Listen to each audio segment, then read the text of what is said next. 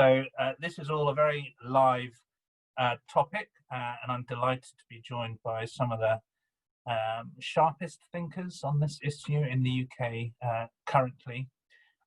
Bit of background on them. So David, you are Director of UK Trade Policy Project at ECIPE, written extensively on trade implications of Brexit. Also looks more widely at global trade issues. And David, I feel like UK government is almost trolling you at the moment with the latest news I was seeing about how we're going to complete an FTA with Japan in 6 weeks. I felt when I saw that it was specifically designed to annoy you. But I know you'll have things to say about that. We've also got Dr. Anna Jerzewska, Geneva and London-based independent customs and trade consultant, works as an advisor for the UN International Trade Centre, and you've also worked as a customs consultant for Big Four advisory firms in London. And then finally, our own Sophia Gaston, Director of BFPG, as I say. And Sophia is a social and political researcher, particularly focused on public opinion, populism, nationalism, rise of anti-establishment movements. Sophia is also a research fellow in the Institute of Global Affairs at LSE and an academic fellow at the European Policy Centre in Brussels. So thank you, all of you, for joining me. And what were we going to do? David, you were going to kind of kick off with a bit of a global perspective, is that right? Yes, very much so. Thank you for the introduction, Tom. On the record, no problem for me. As you know, I'm always very kindly disposed towards the UK government, so this should be straightforward. What I'm going to do very quickly, look at the state of free trade going into the pandemic, what the theories have been around the pandemic's effects on free trade globally, and then some implications for the UK, and all in just a few minutes. So very much the state of free trade going into the pandemic was not very good. Yeah, you can go back to any various points, but let's say 2016, the votes against the free trade status quo in the US and the UK, the end of TTIP negotiations between the EU and the US, various tensions that we can see then and since between the EU, the US and China, and these tensions that are unresolved and seemingly likely to remain so when we see, for example, in the Financial Times today, a story about further US trade retaliation against the EU over a very long-running Airbus and Boeing case. So not in a great state. World Trade Organization similarly, pretty much at a standstill. The US attack on the appeals body, which means that has ceased to function. US attacks on the most favored nation principle, probably pretty much the most fundamental principle, that you have to treat all members equally unless you are in a particular preferential deal. Overdue negotiations on fishing subsidies and e-commerce going pretty slowly. So that's the downside. Slightly more positively, you do have the emergence of a pro-trade bloc of countries, smaller countries, who then formed the Comprehensive and Progressive Trans-Pacific Partnership once the US pulled out. Australia, Canada, Mexico, Chile, and Japan.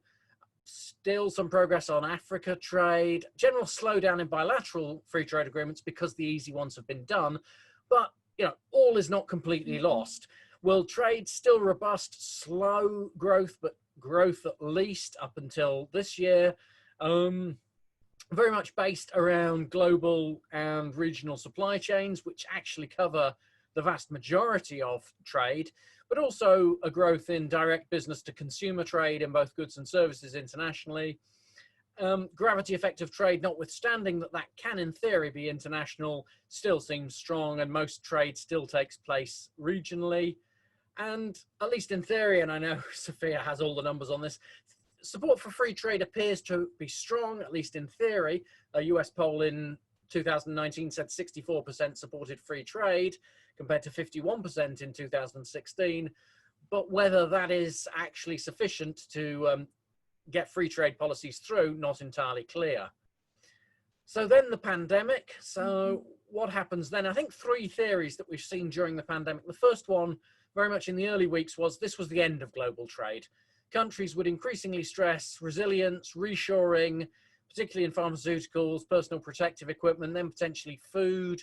The best way to build resilience was to trade less and invest in domestic production. Notwithstanding, there is already more domestic production than we think, particularly in food and drink and many basic products, and no, not everything does come from China. There was another theory took off a little bit later, which was that global trade had actually been the savior during the whole crisis. The food supplies held up, the PPE market actually responded to the extra demand, and it was a lot better than any individual country could have done without trade. Complex products like ventilators turned out to be complex, but even so, people managed to increase supplies and to source them, and the regulators were able to move quickly if required to recognize the products of others. So that was the good side of global trade. And then I suspect the more realistic bit was the fusion of both of those. Well, all this looks likely to do is add to the kind of messy globalization we already have. We can't turn off global trade, but we don't like how it always works, and we don't really know how to change it.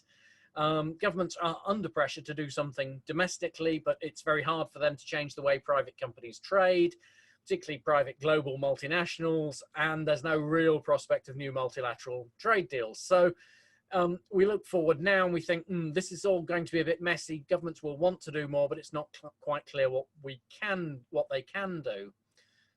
So how does the UK respond? It's all very, very quick thoughts.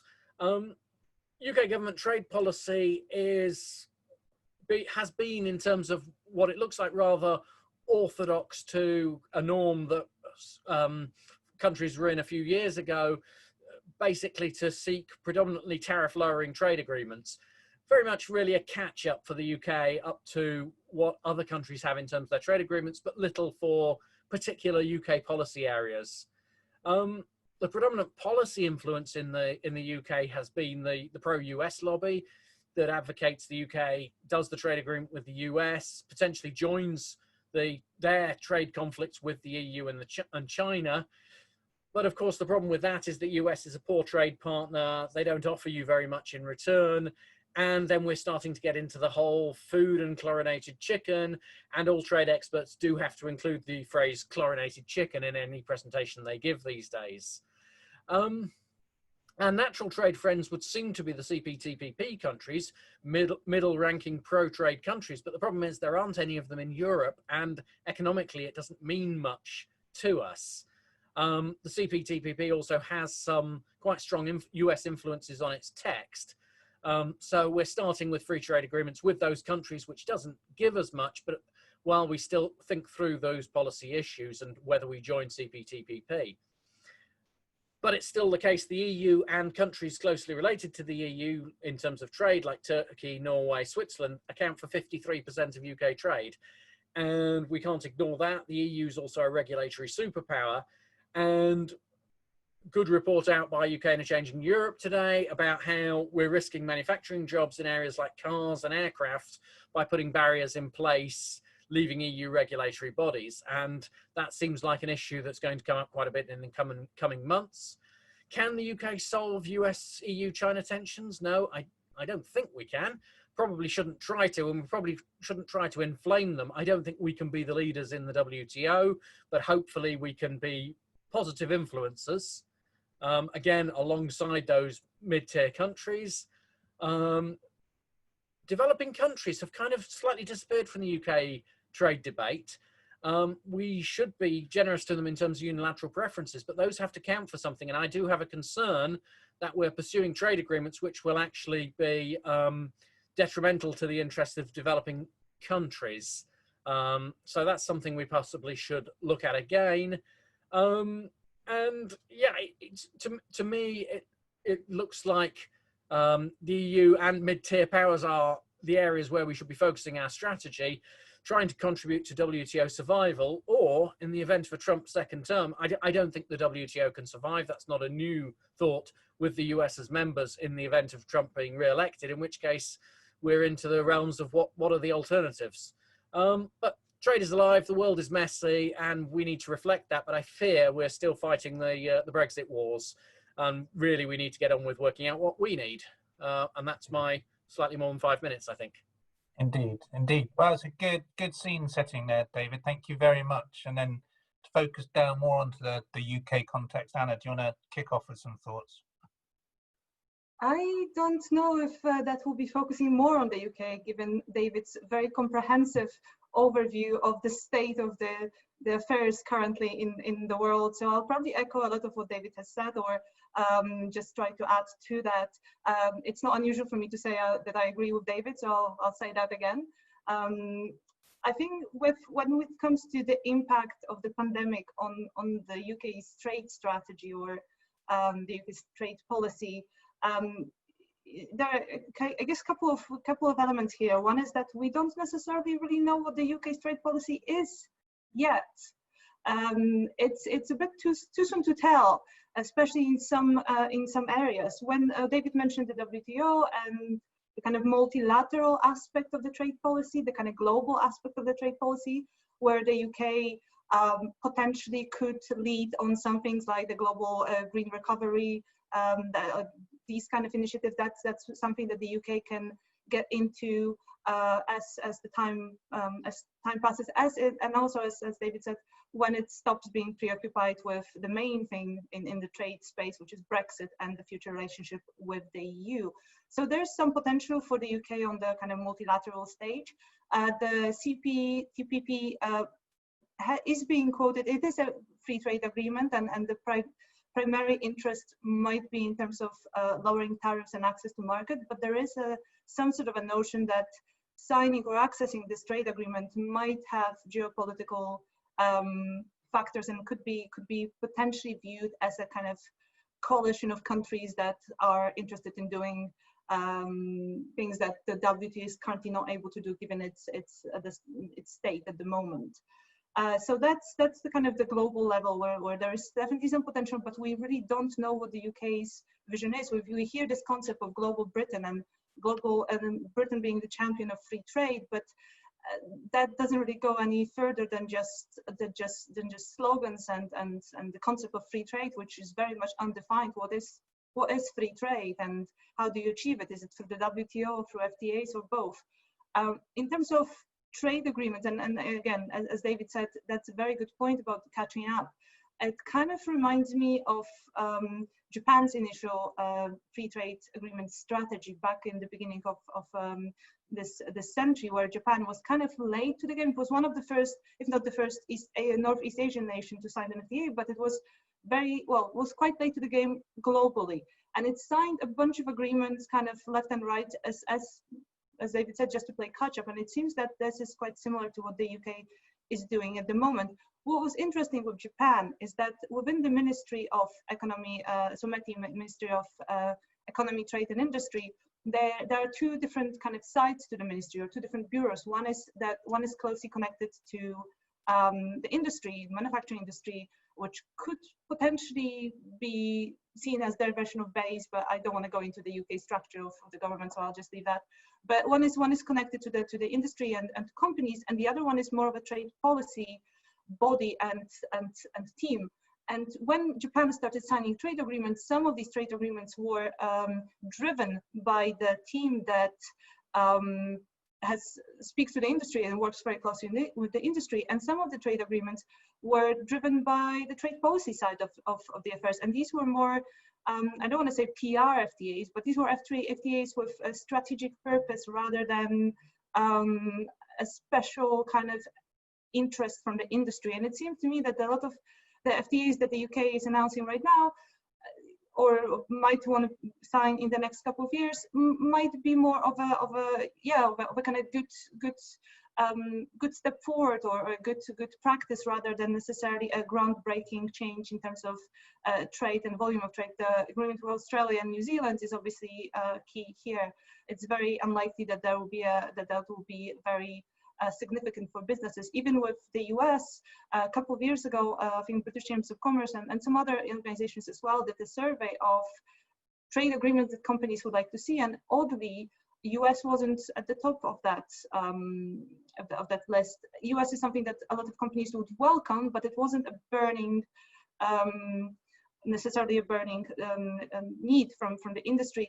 What the industry is focused on, obviously, is the relationship with the UK's main trading partner, which we are now still in the process of negotiating. In terms of these trade agreements, one maybe last thing to add before we move on, and we can explore this later in questions, is that I don't see the UK having its own model of these trade agreements yet. So UK's, there's a lot of kind of areas where the UK could potentially be interested in being the kind of the global champion or the global leader in certain areas, but we don't see these chapters necessarily formed yet. So, for example, digital trade chapter is something that the UK could form and try to propagate in different FTAs.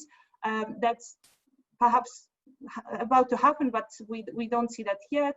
We don't see a specific SMEs chapter or environment chapter or anything like that. So perhaps that is something that the UK could focus on in the next year or so as it negotiates these trade agreements, is try to use them as part of a coherent domestic and global strategy and connect the kind of signing FTAs element of the trade policy with what it's trying to do domestically. And last point I will mention is that while the UK talks about these trade agreements and the opportunities that these trade agreements will bring for UK producers, exporters, farmers, and so on, it kind of begs the question, these are the same exporters and farmers and manufacturers that just lost 400 million market. So is necessarily signing an agreement with Australia the best thing to do to support these exporters, or would perhaps some support in terms of helping them to export in general and trade facilitation in general domestically, would that be perhaps, would it make a bit of a more difference for these companies than a trade agreement? Because if you don't know how to export, you won't know how to export to the EU, you won't know how to export to Australia. So perhaps that could also be an important part of the strategy. Thanks very much, Anna. That was again a great explanation of how we've got here, and also, I mean, what was clear from both your and David's initial comments is this classic apparent disconnect between the kind of where the economic logic would seem to put the UK in terms of its approach to a lot of this, whether leaving the EU or not, and the fact that we seem to be taking quite a different path on some of these issues. And I don't know if it's you or David, I think it was you, pointed out to how Japan seems to be has taken a much more kind of strategic approach to some of these discussions, although I know it's something both of you have talked about in the past. And I know, Sophia, I mean, because you talk a lot to government as well as to doing the survey of public opinion on these things, and I wonder what maybe you'll include it in your initial comments, but can you explain a little bit about why there seems to be, because these are clearly smart, you must assume smart people in Number 10 and elsewhere who are making these decisions, and I wonder whether you can explain to us somewhat this kind of perhaps disconnect between where the politics is driving things and where the economics might otherwise suggest, and yeah, that'd be really interesting to hear your thoughts. Thanks, Tom. So obviously the British Foreign Policy Group is working at this very particular intersection between the domestic and the international, and we do a lot of public opinion work, and that's crucial because this Global Britain project, of which trade is one component, it has this huge central challenge at its heart, which is around building public consent.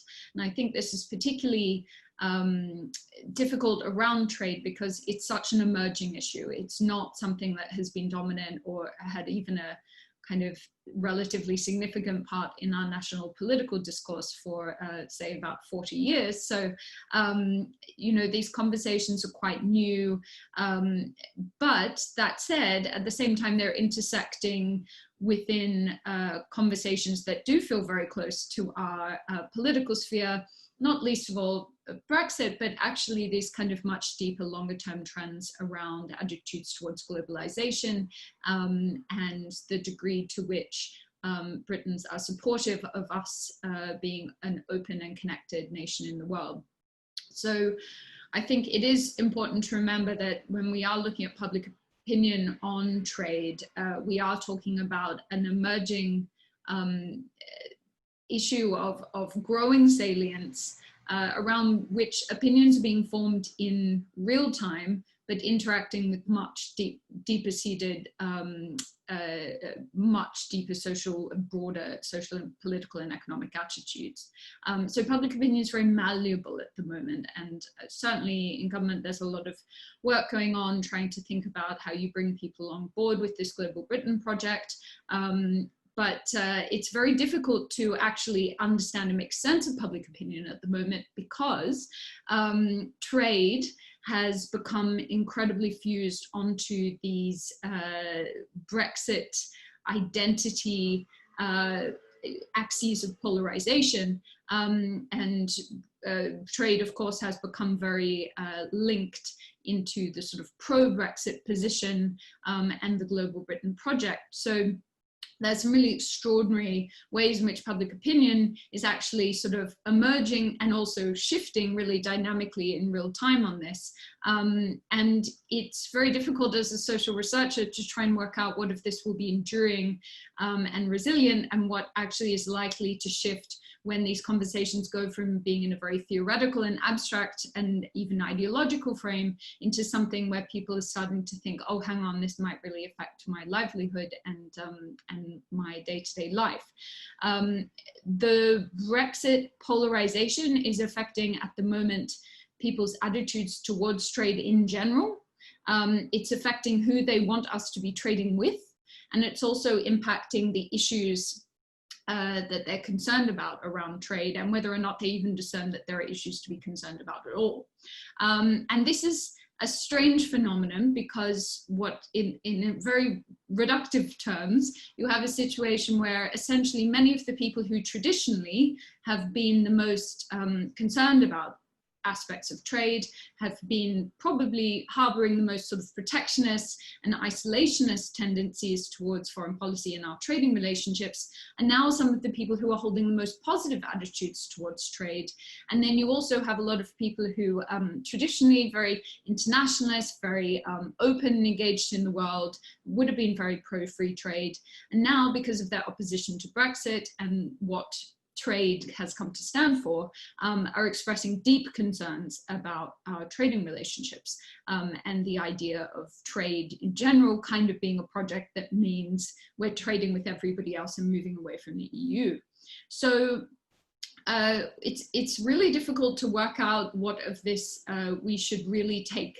You know, what's the signal and what's the noise? It's certainly true that there are much deeper issues here at stake, where I think if you start to talk about, for example, attitudes towards globalization as a kind of proxy for trade, you can start to make sense and sort of sort through some of this kind of very polarized identity Brexit-based kind of movement in public opinion.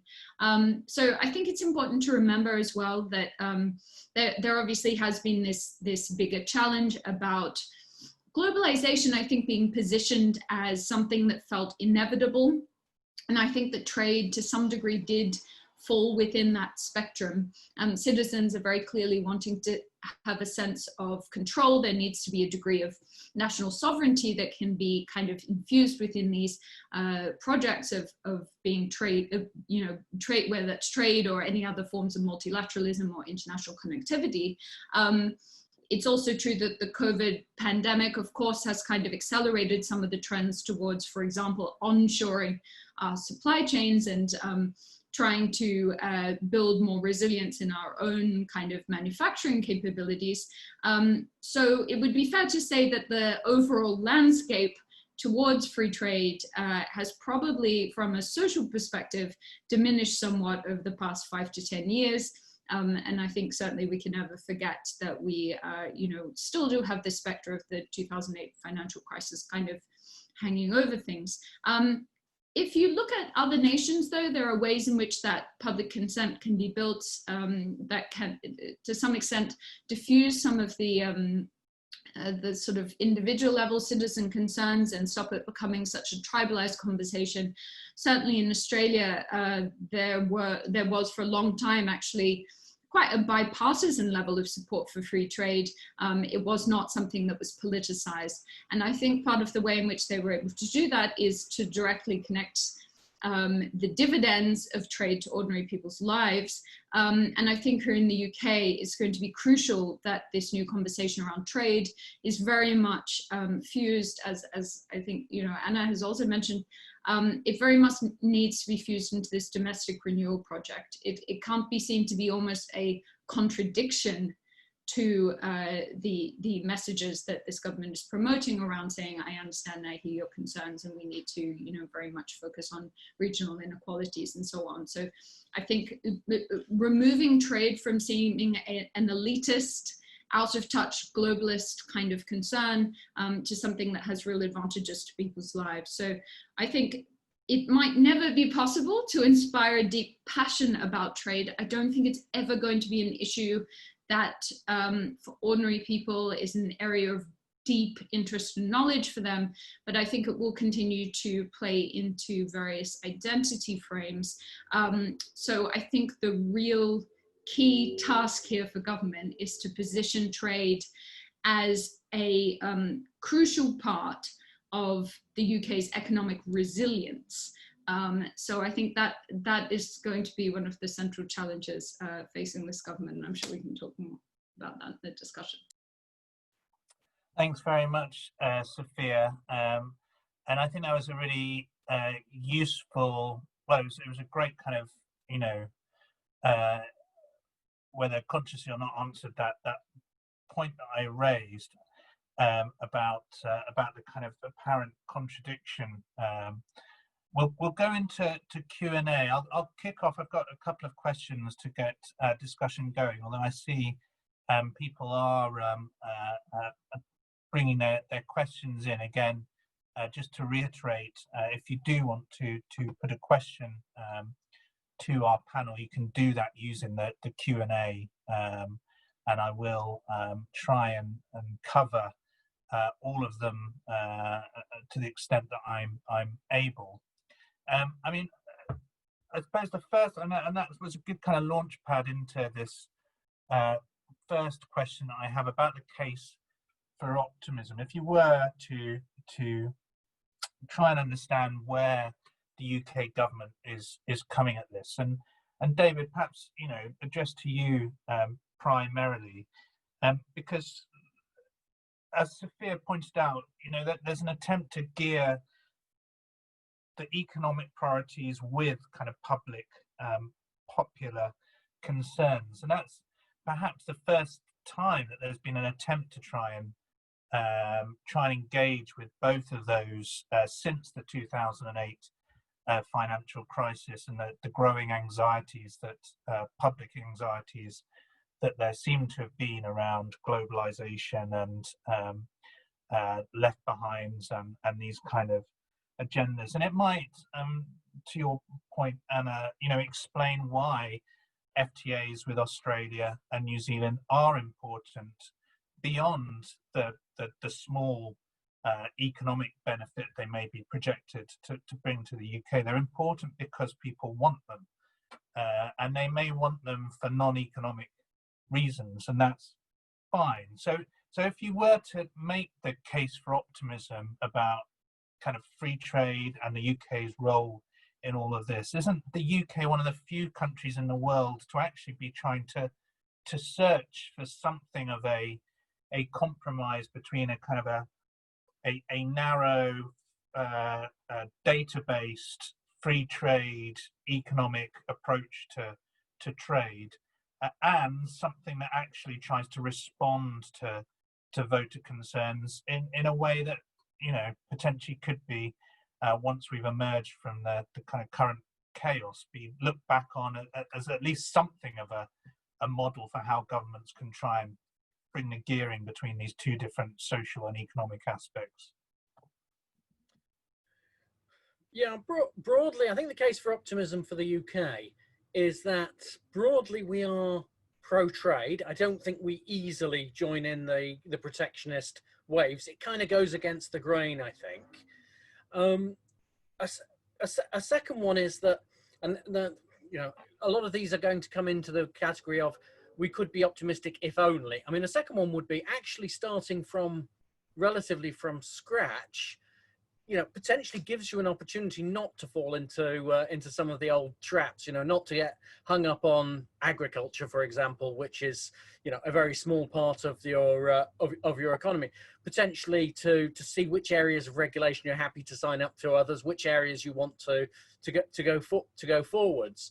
And yes, there are a number of countries where we should be trading more with. Now, none of them are first language English, I suspect, because I'm thinking of countries like Mexico. There's an awful lot of countries around the edges of Europe where our numbers are quite low. South America, ASEAN countries potentially. So there are actually some opportunities. And I say the problem you get into is you soon get into the problem of, and that's not what we're doing. A US trade deal, as those who recall the whole TTIP process between the EU and the US when President Obama was the president, and still we had trouble with public opinion towards a US deal, there's a certain inevitability that if you go for a US trade deal, you're going to bring the worst things of trade to the public mind rather than the best things. And so that's one that's a problem. If, for example, we were just getting the runs on the board like Australia and New Zealand, getting a starting deal in place with the EU that over time you can build towards a more stable relationship, then looking around the rest of the world, essentially the kind of almost the non-Anglosphere global Britain, because I think there's two global Britons. There's an Anglosphere one and a non-Anglosphere. And the non-Anglosphere, certainly the business community, were always appealed to them actually quite a bit, but it's not really the one that's being taken forward. I think if that one is taken forward, I think that's the reason for optimism. I suppose the fact is, okay, we're only just getting started. We can probably make some mistakes if we don't sign up for a US trade deal just yet, and gradually find our way to a better place and try and do it aligned with industry. But that's a lot to do, and that's a lot and there's quite a lot of difference between where we are and where that would take us to. And I think one final thing I've thought, and I was having this discussion with someone yesterday about secretaries of state, because they said to me, well, wasn't that Liam Fox's approach was free trade agreements? I said, no, not really. He was actually very interested in the non-free trade agreement approach, but it felt like he wasn't able to push that through. And I think we probably need a stronger Secretary of State who is able to almost push the department away from what has been quite an orthodox approach towards something which perhaps is a little bit more in keeping with the discussion we've had so far. Yeah, that's interesting you say that, David. As you say, I mean, a lot of the successes, the big wins for service-based economies such as the UK are not from FTAs anyway. They're from less formal, more individually negotiated and worked up strategies to try and just build trade links anyway. And in fact, I mean, my experience or our experience working with DIT is that a lot of that is going on. You've got the trade commissioners, Her Majesty's trade commissioners, who are actually doing one of the best things to have come out of government in recent years, who really, I think, showing some real success in driving exports to Latin America, to Africa, to Central Southeast Asia, and elsewhere. But do you think, I mean, turning to you, Anna, do you think some of this, I mean, how much of this is show and tell? I mean, you have the headline focus, as David says, on FTAs, but a lot of the actual real slog that the UK and other countries need to do is not around FTAs. It's about, just keeping supply chains open, about day-to-day diplomacy to make the world carry on doing business with each other. Is there enough of a focus on this kind of less glamorous side of global trade? Couple of things here, also to add to what David was saying, and to your point about this not necessarily being only FTAs and tariff reductions under FTAs. The point to remember is that FTAs don't have to be used only for tariff reduction. So when I was what I was saying yesterday about the FTAs being more strategic, it's like with Australia and New Zealand, there are, with any FTA, with any trade partner, there is the the tariff elimination aspect of it. So the opening of the markets, but there are also so many other elements and so many other ways in which FTAs could be used, from services, which for us is, as a service-based economy, would be quite important, like the financial services aspect of the FTA with Japan, which might not actually materialize, but still, to investment promotion, setting best cooperation practices, best practice cooperation, setting rules and regulations that would help all the other things move in a much smoother way. So when we're talking about global supply chains and moving goods back and forth, that's some of that has to do with tariffs, but a lot of it has to do with the ease of doing business, which is investment, which is services, which is movement of people, which is transparency, which is cooperation between governments, access to information, all these areas which technically, could be done under an FTA. You don't need an FTA to do a lot of that, but an FTA could be a very good policy tool to start introducing this conversation and start setting these agreements. So just because there's little economic gain in terms of tariff reduction doesn't mean that an FTA could not be attractive from other perspectives. What I was trying to say earlier, I think a bit more, is that I'm not sure that the UK is doing that just yet, and I'm hopefully it will, and I hope that these FTAs will be used in that particular way. So, and I guess in terms of supply chains, one more point to add here is that we don't really know at this point what the impact of the pandemic on supply chains will be. There is talk of onshoring and resilience. I'm not necessarily sure that will happen in other areas than the strategic kind of goods and medical supplies and so on. There's quite a lot of interesting work coming out of UNCTAD here in Geneva and their trade facilitation team. They're looking at shipping data, because obviously forecasts come a little bit later and analysis comes a bit later. So they do what's called nowcasting, which is what they look at containers and shipping information to see what's happening with trade. And while indeed, yes, the trade has contracted, and the contraction is, goes beyond what happened with the financial crisis, there are some signals that say that the supply chains might not change that drastically. So while trades in this year will shrink, what the WTO estimates and other organizations estimate to be around 30%, that doesn't necessarily mean that there will be a structural change in the way supply chains are function. So perhaps that might be slightly premature at this point. Sure, thanks, Anna. And then finally, before we open out, Sophia, there's, the elephant in the room in all of this is climate change, of course, and bizarrely, on one level, the COVID epidemic shows what governments can do when they're really motivated to respond to a global crisis that's very real and immediate and tangible. Will climate change and the experience that we've had from COVID lead either to, do you see a kind of a change in UK or wider approach to free trade, or to perhaps public attitudes to it as well? Well, it's interesting because in the annual survey of public opinion, which we just published yesterday, which is on our website, climate change is the only kind of threat from outside of the realm of the traditional defense and security space that a majority of Brits would regard as critical. So I think there's something interesting about that. It is actually regarded with the same kind of consternation as we look at things like international terrorism. So I think that the argument on climate change has pretty much been won here politically, and that has now obviously been reflected socially.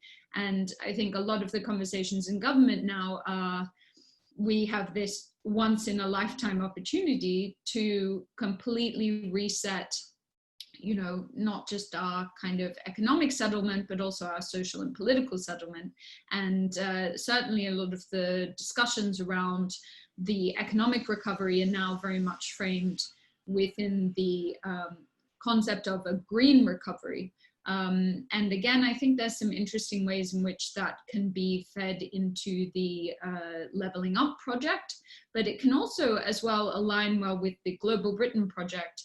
Certainly, we were obviously meant to be hosting the COP26 summit. That's been postponed, but I think, you know, in a way, the postponement of that draws out a greater sphere of influence. I mean, I think there's definitely the hope that that kind of summit can become the new, you know, that there can be a UK place name associated with, you know, in the same way we have the Paris Climate Accord, that there can be something monumental and significant from there. And I think certainly what's interesting about climate change and environmental protections is it's an area in which the government feels that we can actually make a convincing case about the sort of, I suppose, freedoms that are bestowed onto us from leaving the European Union, where they can say, we have this point of difference, we're actually streaming ahead compared to the EU. Obviously, the EU is itself trying to position itself as a global leader in climate change, but I think the UK does feel that there is an authentic and legitimate claim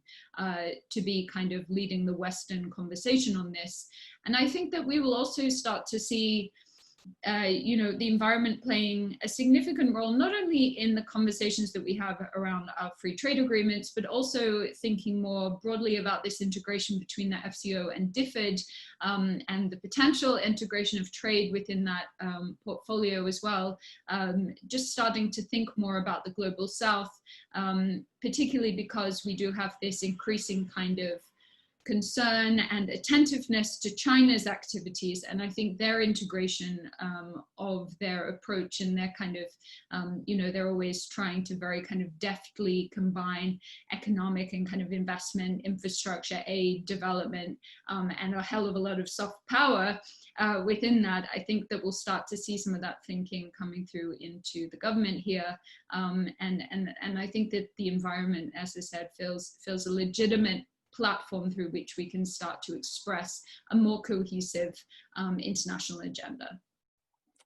Thank you, Sophia. And in that spirit, so let's go to questions now. And I'm unashamedly going to try, and I will try and cover all the issues raised, but I'm going to pick those that I think either are most covered, kind of amalgamate some of the themes and questions that are coming through, but also pick, I think, ones that are going to be most interesting for everyone here today.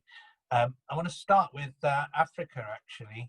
We have a question from Lauren McKevitt, who talks about East Africa and the increase in shipping fees, and how basically even from the COVID crisis, less developed countries are suffering, likely to suffer worse, not only from the immediate effects, but as other countries around the world put up barriers and make things harder for them, and even harder potentially. I mean, David, you talked about how emerging markets, less developed markets, and extending free trade access to them has kind of dropped off the agenda recently. I haven't seen much since the Africa Investment Summit here in the UK in January. Gosh, it seems a different world away, where there was a discussion of the Africa Free Trade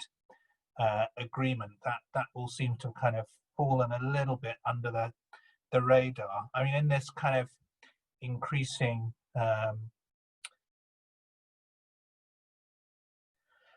bilateral competition for influence and the undermining of organisations like the WTO, how can or should the UK ensure that it works with partners in such as Kenya and elsewhere to ensure that their needs are not overlooked. And then just to tack that onto the end, I don't know to what extent I should know. I'm sure that there's a Nigerian candidate for the WTO head, but there's been a few questions from participants from our audience about who may win the WTO leadership competition, and this is completely outside my area of expertise, but David, you may be able to enlighten us on that as well, and Anna, be good to have your thoughts afterwards. I'm actually wondering whether this is more of an Anna to start with on who's spent a bit more to know. She's shaking her head, because I know this has been an issue with shipping shipping costs, but I haven't. It's not something I looked into in great detail. And yes, it's a problem. I mean, you mentioned in the question the SMEs of the developing world. There is a general systemic problem globally about smaller or in any way disadvantaged companies accessing a global system which is shaped around rules which can be best met by large multinational corporations, and that is one of the reasons why you have all the global chains. It is more difficult, and then when you see some of what's going on now in terms of, for example, increasing costs because there are less passenger planes, and a lot of passenger planes take cargo. Yes, there is a problem. By all accounts, the Nigerian candidate for the WTO, who name I'm afraid escapes me, is very impressive. Whether the WTO can do very much about it, I'm rather skeptical on this. I think, I suppose I'll finish with one point and then go to Anna, who really will know some stuff. I've long thought that what trade folk have been very poor at is really explaining how the global trade system actually works. And you get a crisis like COVID, like the one we're going through now, and you suddenly realize, goodness me, for example, our services trade is going to take a huge hit because there are no tourists and university students coming in. They make up a large proportion of services exports. Certainly there are billions at stake there. You don't have those flights, then suddenly it's more difficult to access cheap cargo. For fresh produce in particular. And looking at those issues and how they can be overcome is, I think, something that trade folk have not done a very good job on. I think we probably have spent too long looking at rather more arcane issues, and these sort of basic things are things that we probably do need to spend more time on, but I'm not quite sure how we're going to solve this particular problem. Anna. Solve it for us, Anna. Okay, so in terms of shipping costs, yes, that is true. That not only when you look at Africa, but in general, when you look at all shipping lanes, trade costs have or shipping costs have gone up. There's been a spike. Then again, I'm quoting here the UNCTAD data and some of the work they've done. Been a spike, then there's been a bit of a kind of relaxation, and then a spike again. However, again, I was watching the Maritime Trade, I think that was the name of the organization. I had a webinar yesterday with UNCTAD and other authorities, organizations. And they were talking about the fact that they're seeing many providers reopen some of the trade lanes. Some of the based on what they were saying, some of the increase in costs resulted from the fact that there just wasn't. There was still some demand, but there wasn't any kind of capacity. So with the increased capacity, hopefully gradually, and with the reopening of different economies, hopefully gradually we'll see the kind of the costs, shipping costs, falling over time. For African countries, which are predominantly export led, or the kind of economic growth is based on exports, especially the least developing countries, for them it's a massive, a little spike or a little difference could have a massive impact on them. That is very much the case, as would any kind of prolonged protectionism or prolonged focus on local markets by economies such as the EU or US and so on. So yeah, they're by definition, because they're so reliant on export, they're by definition more sensitive to any changes or spikes or shifts. So but hopefully provided we don't have a second wave that's even worse than the first one, hopefully this will gradually start to relax and go back to perhaps not what it used to be, but at least it will kind of come down in a way. In terms of what the UK could be doing, I actually think that UK might be starting to do something. We obviously, one of the things that the UK was planning for a long time is to extend its tariff-free treatment and the generalized scheme of preferences for developing countries that the EU has, and it's committed to recreating this program and offering the same benefits. If you look at the UK's draft FTA text, there was one interesting part there in terms of rules of origin, which is a topic that is slightly niche, but becoming a bit more important at the moment. And that was where there was a proposal to offer a tariff-free treatment to developing countries and GSP countries, and also allow, with EU's agreement, allow for mutual accumulation of these products, whereby that would really help African countries, developing countries, GSP countries in general, to preserve their supply chains, because they wouldn't be so affected by Brexit. So that's an interesting proposal and a sign that perhaps the UK government is planning to do something in that area. Whether it's more, whether that was done with developing countries in mind or to protect UK supply chains, that's another thing altogether, but it doesn't really make a difference. In terms of the WTO, that's exactly what David said. Nigerian candidate Dr. Ngozi, I'm sure I'm not pronouncing this correctly. Ngozi Okonjo-Iweala. That's right. I mean, I'm not going to say about, I'm not going to make any predictions. There's always been talk about the WTO DG position going to an African country now. There's always been something that's been, discussed, and that was kind of, it's kind of Africa's turn in a very direct way. I mean, you can say that, but whether it will happen or not, it's a different thing. And David was spot on saying, a different thing is, just because you have a new DG doesn't mean that all the constraints that the WTO is currently under will change. So there's a reason why most of these candidates run their campaign on the how will I reform the WTO campaign or platform. There's a lot that needs to be done within the WTO for it to be able to offer anything of substance. Thank you, Anna. It shows how out of touch I am. I know Dr. Ngozi a bit, and she would make she was brilliant as a minister in the Nigerian government, has had a brilliant career in various international bodies since. So she would certainly have my vote. There's a whole cluster of questions around WTO, and there's one that feels particularly Sophia like here, about what a Biden presidency would mean for the WTO. Others of you may have a view as well, and particularly as it's not as simple as it may seem from the outside, from what I can see, Sophia, in that in the Democratic Party there's been a huge kind of protectionist surge, even going back to before Obama's presidency, and to assume that kind of things would just be back on track in terms of US engagement, is that premature, or would we see a complete change in circumstance in terms of how the WTO functions?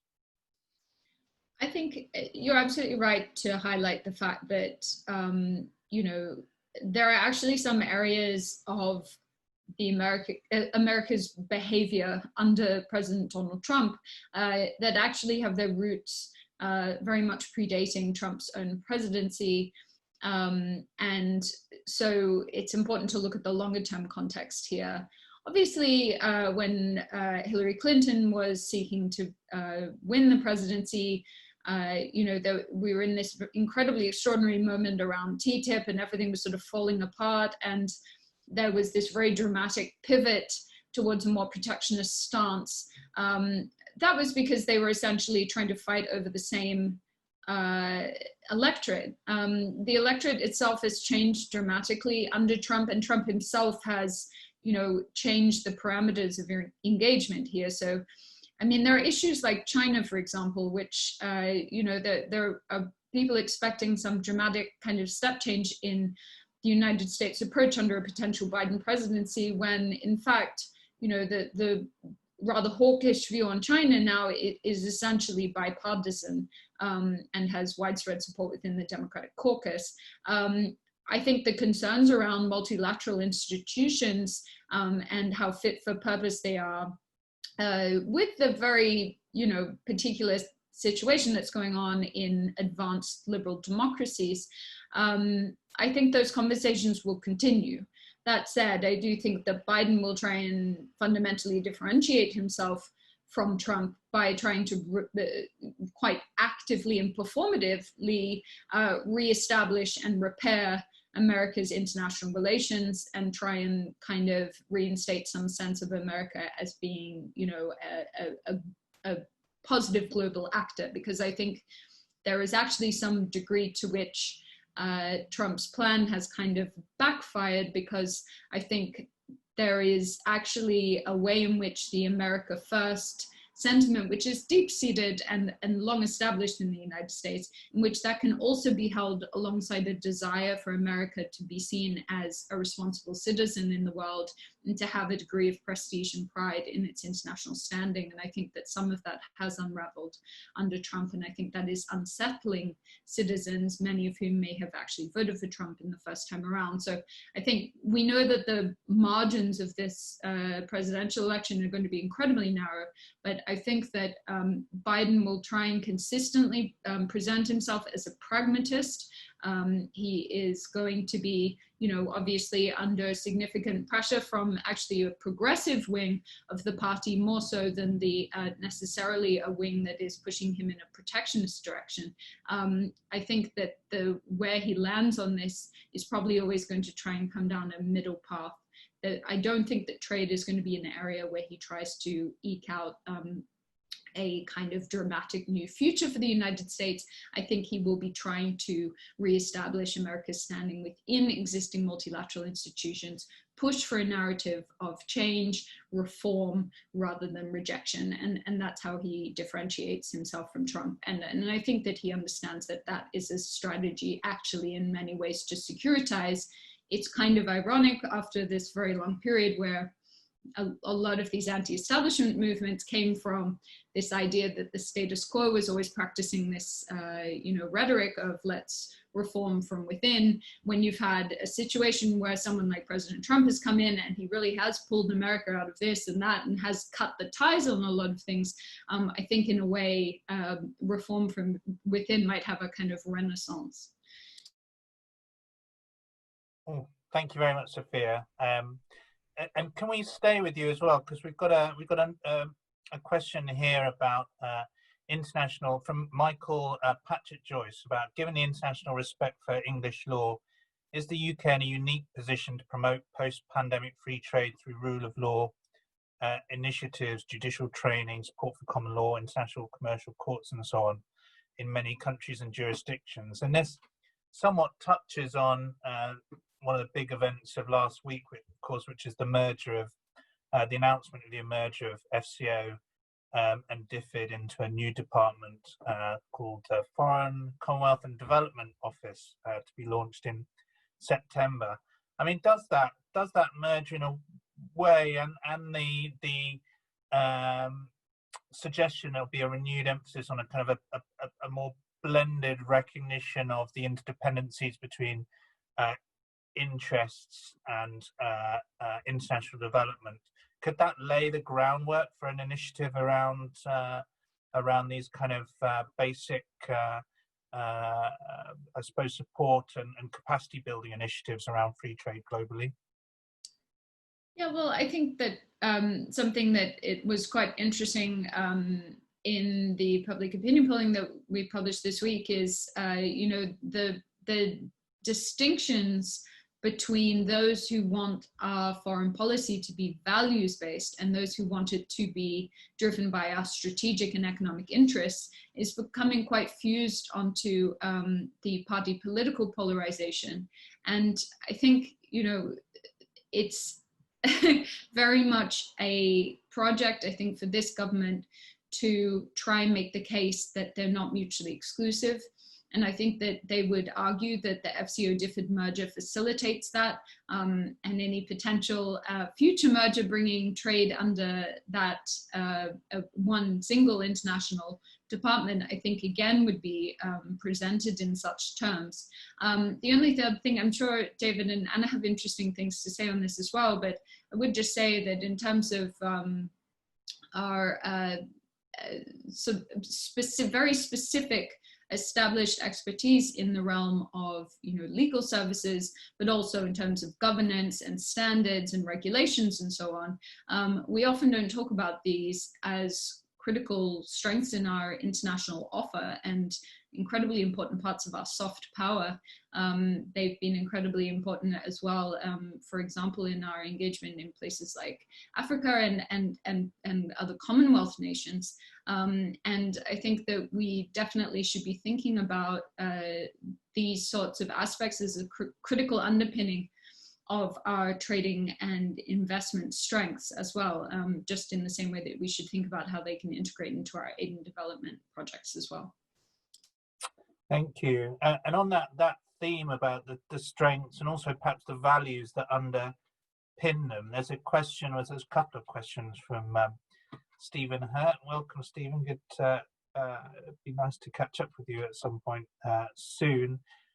Stephen asks around the non-tariff aspects of trade negotiations, and this thorny question, which I'm sure all of you have spoken about at different times, around the EU versus the standard kind of regulatory, EU versus the US standards regulatory piece. And Stephen suggests that there's a preference among UK policymakers to move away from the EU regulatory regime towards the US regime. Is that a fair characterization? Is that what you're seeing, perhaps, Anna? I think that one is perhaps more of a David's first question as opposed to the previous one, but I'll just start. From my kind of perspective, which I don't, as kind of from a more of a trade and goods perspective, even the model, the US model versus EU model, it's very difficult for me to say preferences, but there's definitely a sense of not the EU model. And it's not even only if you just look at regulation, but it kind of goes through the whole spectrum of issues. And it also is visible in terms of just the general direction the UK wants to take. What I would hope is that at some point, this not the EU model, perhaps the US model, or perhaps we'll take something from the Japan model, will become less of a reactive thing and more of a conscious decision by the UK of what it is that we want to have and our own model that we will pursue through FTAs, through other tools as well, and perhaps as the UK trade policy develops and takes form, as starts to mirror the domestic policy, perhaps the UK will be able to have its own kind of lines that it wants to draw in different areas, whether it's regulation or defensive and offensive interests. But I'll stop here and pass to David. Thank you, Anna. And she knows that I've spent far too long on standards and regulations. Look, I think that what Anna's just said as well about finding a UK way rather than sort of being reactive is absolutely right here, because there is a desire among certainly some of the most influential of the advisors to the current government to switch to the US approach. The problem is the US approach doesn't make any sense for us, because what you have is the US don't have a single regulatory approach, because they have the states and they have the federal, and you actually have a real mix and match. And so what they want to say is, look, can we just treat everything as roughly equivalent, because we don't have a single regulatory approach? Now that doesn't, that's actually more costly, and this notion of the US as a sort of easier place to do business, it doesn't hold up to anybody who's done business there. The EU is the dominant global standard setter, particularly in manufacturing, but we can't acknowledge it. it's a very interesting, that's one of the things we don't tend to acknowledge in the debate, is that, you know, the point of leaving, for example, the European Aircraft Safety Agency, there's no point. There are, in the case of aircraft safety, there are two global dominant regulators, the European one, and in that case, the Federal Aviation Authority. There doesn't seem much, but there's not going to be UK specific regulation there. So we should just be sticking with the European one. Now, but as an interesting tie for me into the area of UK strengths and what Sophia's just said, we don't also talk very much about UK strengths. UK strengths are that we are one of the most competitive services exporters globally. We don't tend to talk very much about it. We tend to talk more about manufacturing. We're not doing very much about it either. And we do have a tension as to which is most important, services or manufacturing. And we're sort of not really, we're kind of falling between stools there. There's another question out there at the moment: what should we do about our services strength? We've already said it doesn't happen much in free trade agreements. We should actually be looking outside of trade agreements. I'd personally like to see us setting up our own plurilateral and services agreements with some like-minded third countries like New Zealand, and just saying, okay, anyone who wants to join, this is what we want to do. But that's okay, that may be a project for the future. But I think what we really need to do is to determine, well, what does the UK really want to push globally? At the moment, we're very confused between manufacturing and services. And when it comes to trade agreements, you actually have to make those choices. You actually have to say, this is important to us or that's important to us. And it seems at the moment we can't decide between manufacturing and services. We've got a problem deciding between a US and an EU approach. And we're sort of, we're falling between all of those stools. There is actually a clearer way through it, but it's politically very awkward because of the legacy we've got of Brexit and who was on which side on Brexit. And I'm not quite sure how we get out of that legacy. And I fear that until we get out the legacy of Brexit, we can't get into this conversation about where the UK goes to from here.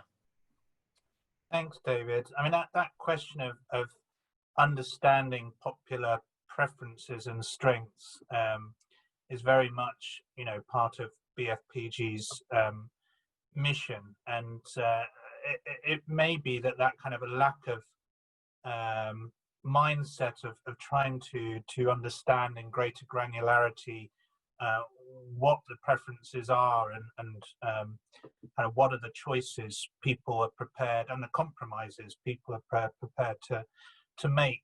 There just wasn't the kind of mental machinery for it in the past, and I know that's something that BFPG and Sophia have been working hard to put in place. I mean, one example of this, you know, there's a question here about what efforts are being made to support Scottish farmers and fishermen on the west coast of Scotland, and it comes back, Sophia, to this, you know, and we've been again reading in the FT, and there's a slight kind of snobbery around the role of fish in EU negotiations from some of the broadsheets, because fish is such a small economic part of the UK's GDP, and yet it has enormous political and social meaning for communities around different parts of the UK, and it's surely, you know, it's right that the government should be trying to respond to those concerns, even if, you know, they don't necessarily reflect the Canary Wharf or the City of London's wider priorities. But do you think that there is the possibility of being able to have more of a genuinely national conversation about the options, but also, and again, I know David's talked about this in the past, that the compromises that need to be made if the UK is to decide on a more coherent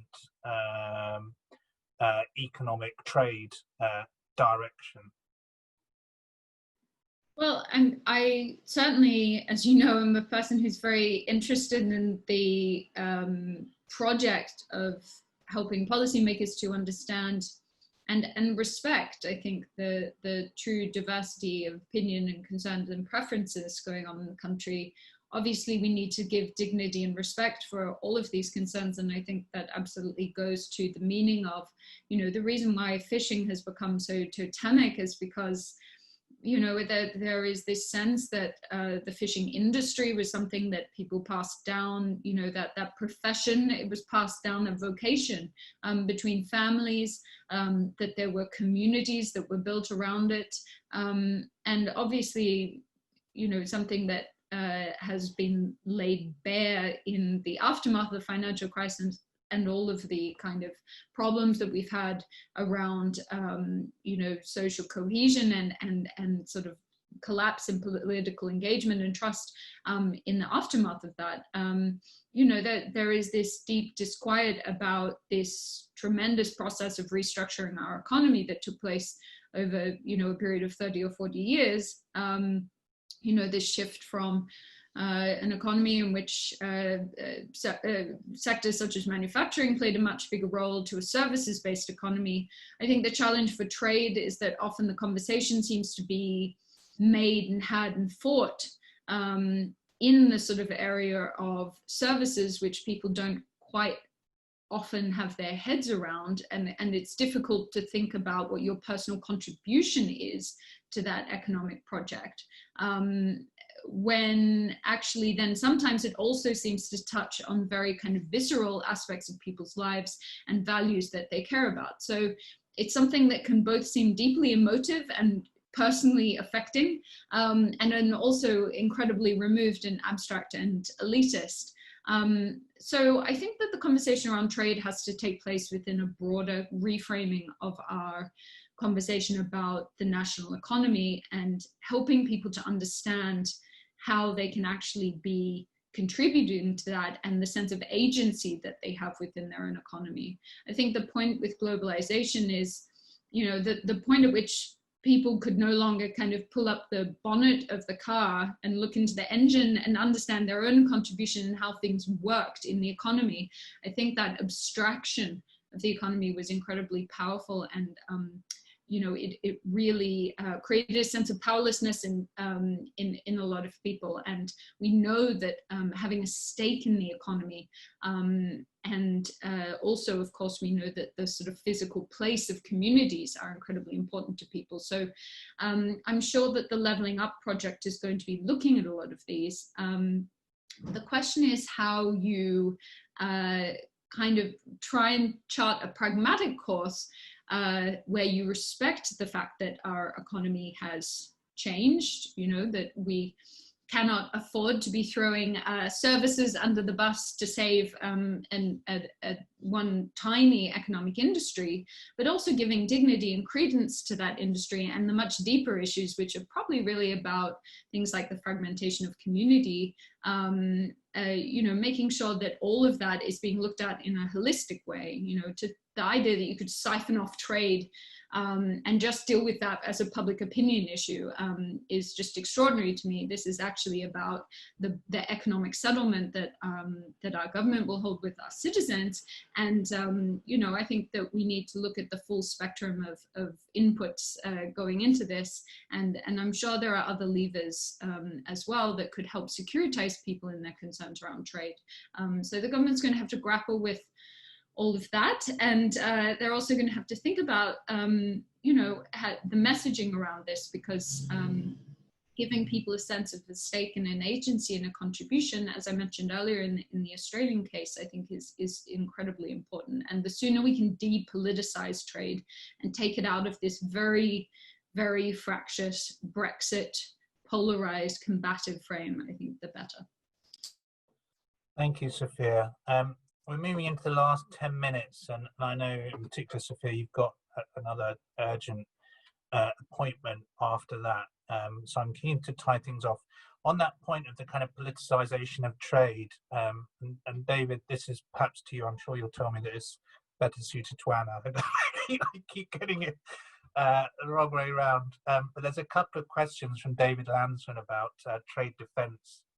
And particularly dumping and how UK practice may differ from from the EU, and I suppose by implication also in a potentially more populist age, how dumping and concerns and complaints around dumping could be used by the UK government in a similar way to we've seen both the US and China most notably, but you know the EU in its own way deploy these kind of defence and arguments. It's a fascinating question, actually, as to what we're going to do on dumping, because the assumption was from 2016 we would be more liberal. We wouldn't have so many cases as the EU had. We wouldn't protect so much of domestic industry. We'd really up the bar. We'd be on the side of consumers. Well, that was 2016, 17, 18. I'm not sure that will still hold in 2020. Now, I give an example of something that did happen, and it would be interesting to see whether or not this holds or similar examples hold. One of the tariffs the anti-dumping duties that the UK decided not to take forward from the EU was on Chinese-made bikes, where there's a pretty hefty anti-dumping duty. Now, okay, so that should mean bikes are one of the few products that should be definitively cheaper in the UK from January the 1st, 2021. Now, you could make a good case for that, perhaps, except you have UK bike producers as well. Now, admittedly, at the sort of generally at the high end, but they are going to come under price pressure. Now, we've heard very little about this issue. There are UK-made products, the future of UK-made products on the line here. I don't know which way it's going to go from here on. As I say, it was set up that we were going to be more trade liberal, but I don't know if we're going to carry on. And these anti-dumping duties really do go to the heart of the politics of trade. You get them on issues like steel as well. This is where, in the raw, you get the politics. And for the moment, it's a bit theoretical. As from January, it becomes real. And I think ironically, it's probably anti-dumping and trade defense that becomes more political than the free trade agreements, and you get more of the contest and and public opinion around this than in many ways you do about anything else in trade.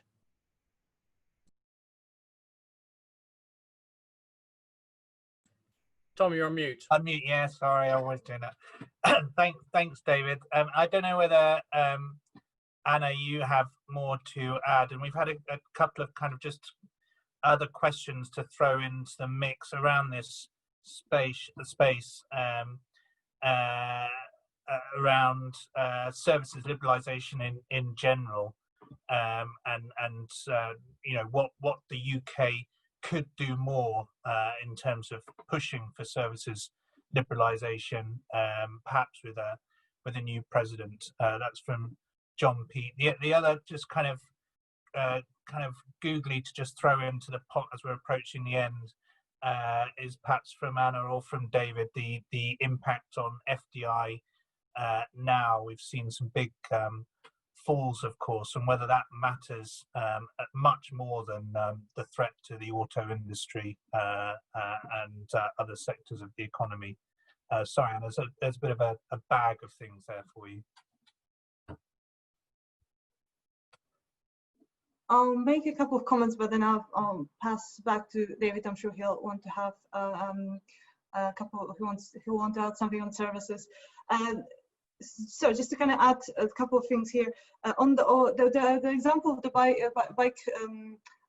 bicycle industry is a very good one, just because when we hear and it ties back to what Sophia said, when we talk about trade, we often hear, especially if you listen to politicians, we often hear about industries such as ceramics that we're protecting and that are obviously important, but they're very clearly require protection, and that protection is to a certain extent granted to them. But we don't necessarily hear about industries that will be impacted. And as you mentioned as well, Tom, the debate around trade has really been one-sided, and it's never been really clear, or the trade-offs were never really made clear. Just even starting with the Brexit referendum, the debate didn't include trade-offs. And trade was not something that was ever made clear. And I think to echo Sophia's point, that is something that really, if we're to move forward, if I was to say that one thing in order for the UK to drive trade policy forward that needs to happen is this kind of, as the UK government would say, de-dramatization of the trade debate and trade conversation, and starting to be honest with the general public about trade and how it works, because there will always be winners and there will always be losers when it comes to free trade, any trade policy changes, as with everything else. And that debate is not already been held out in the open. So that's ceramics, FDI, and the impact. I think, you know, that we've seen this over the last 4 years. We've seen this gradually impact of UK losing investment and not being the target of investments as much as it perhaps could have been. These are things that, to a certain extent, happen gradually. They happen somewhat in the background. They don't necessarily, unless it's a big company and a big kind of project. But there's a lot of that happening in the background that perhaps is not being picked up.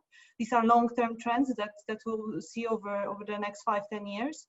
But it's definitely probably a good point that will be very important. That will have a massive impact on the economy going forward. And I mean, there is a reason that countries enter these trade blocks and become part of these initiatives. And it's not just for a good headline. That actually makes an impact on the economy. So I'll stop there and I'll pass on services to David.